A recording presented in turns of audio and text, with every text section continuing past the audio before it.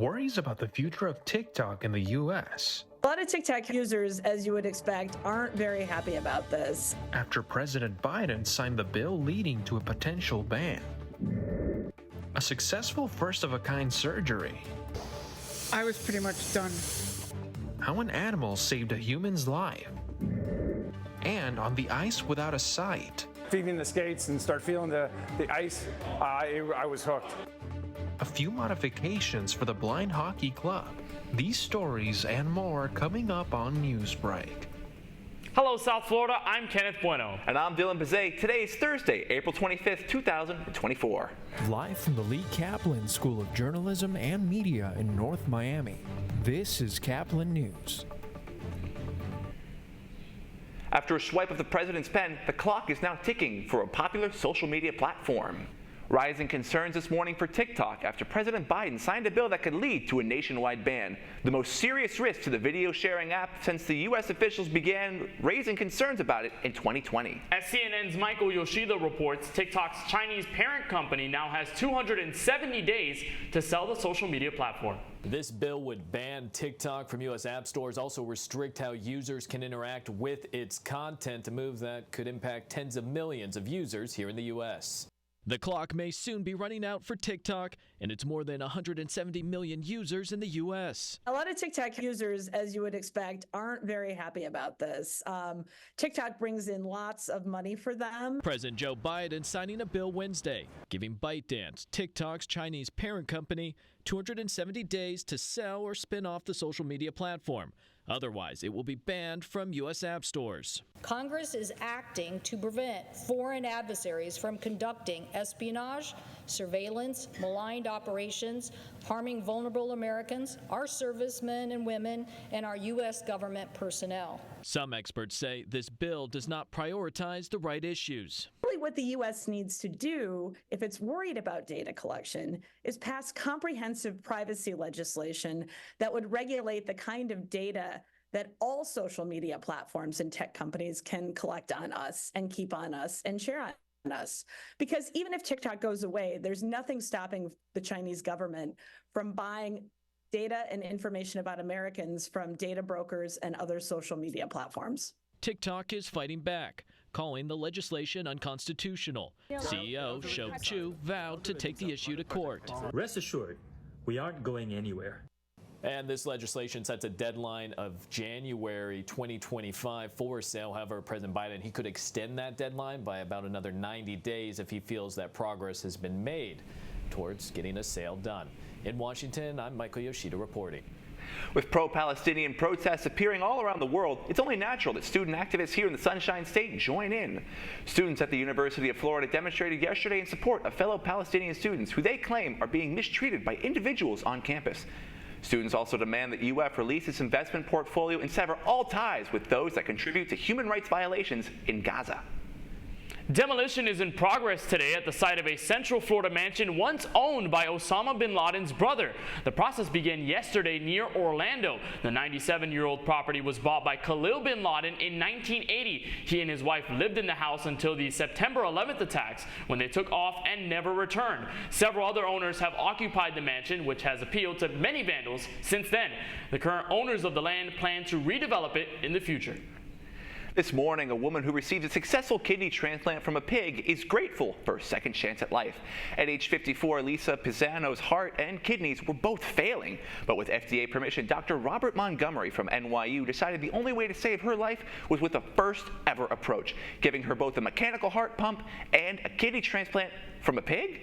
The human immune system typically rejects organs from other animals, so Dr. Montgomery and his team used a pig kidney with one gene altered to make it more compatible. So you release the clamps and Lisa's blood goes into the kidney, and it suddenly turns this beautiful pink color, a healthy organ.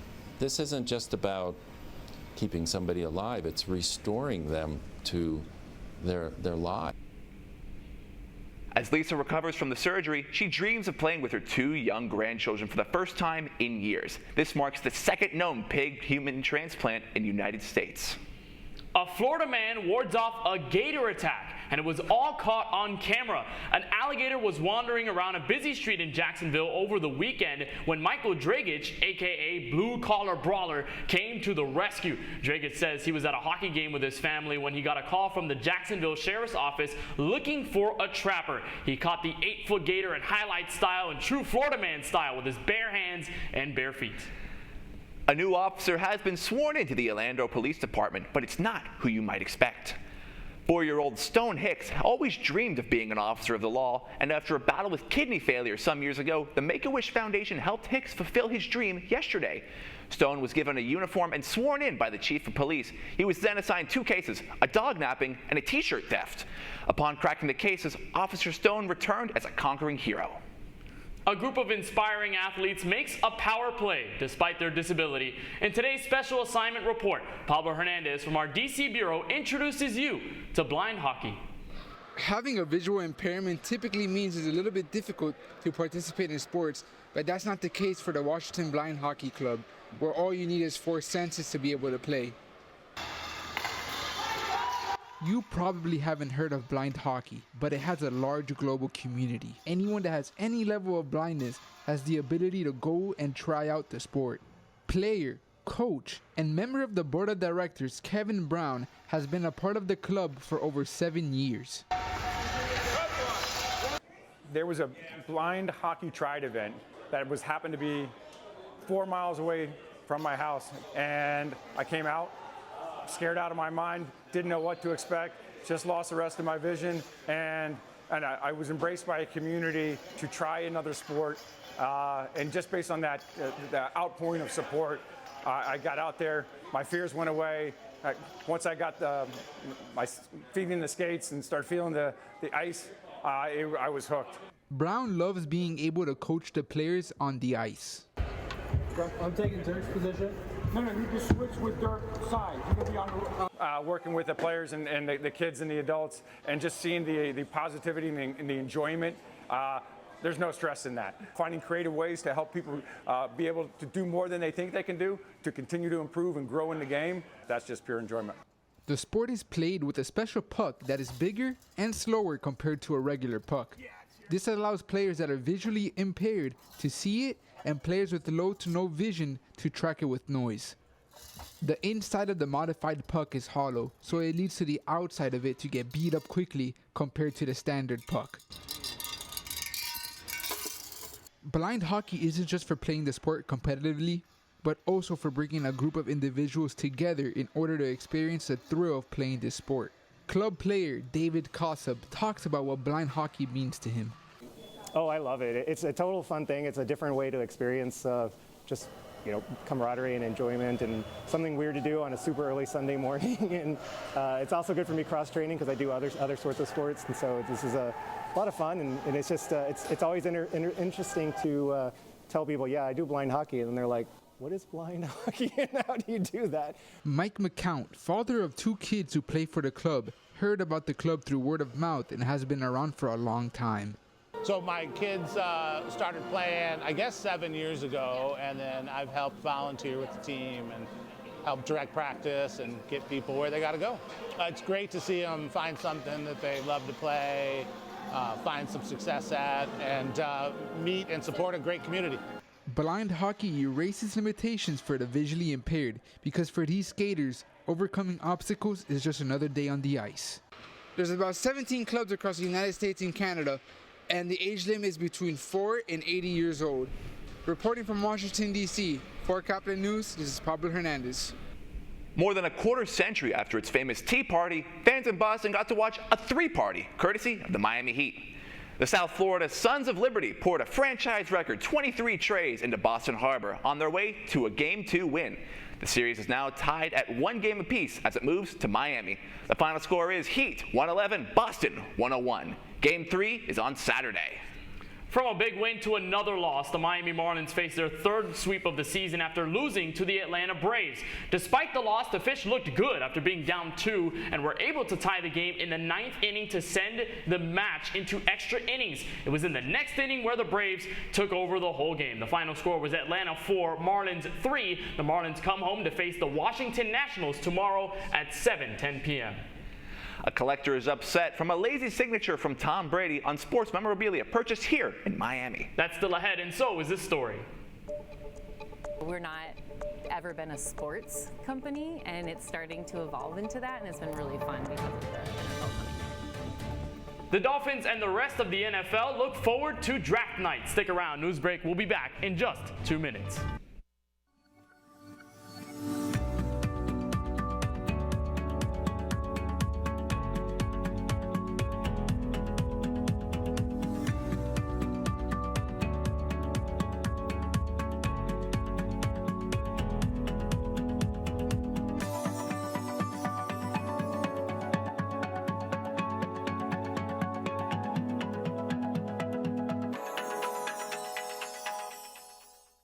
See us dream.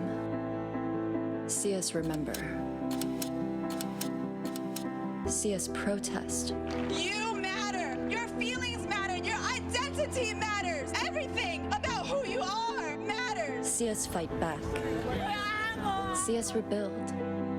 See us shatter stereotypes. See us inspire. See us united. See us now. There are 16 million children struggling with hunger in America. That's 1 in 5 daughters, sons, neighbors, and classmates who don't know where their next meal is coming from. Yet billions of pounds of good food go to waste every year.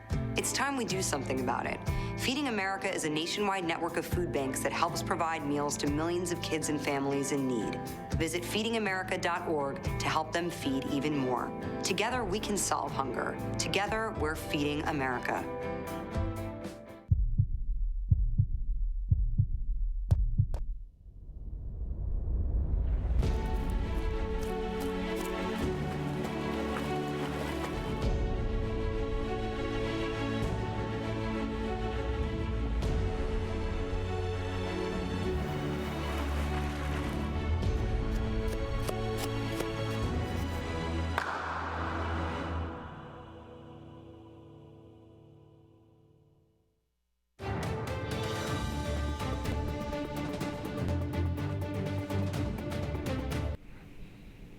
On the clock, the NFL is just hours away from the start of draft night.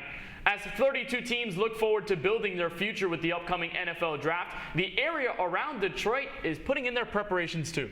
As CNN's Andres Gutierrez reports, a Michigan neighborhood is set to host several events during the league's big day.